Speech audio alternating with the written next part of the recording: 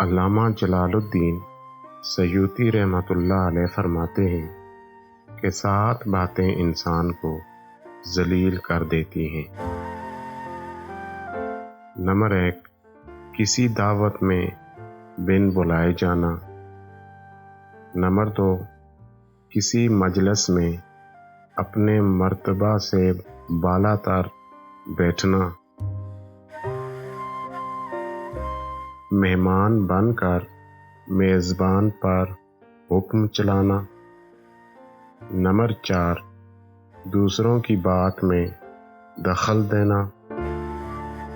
Number 5، ان لوگوں سے خطاب کرنا جو سننے کے لیے تیار نہ ہوں۔ نمبر 6، بد چلن سے دوستی کرنا۔ نمبر 7، سنگ دل اور حریص دولت مند سے مدد مانگنا۔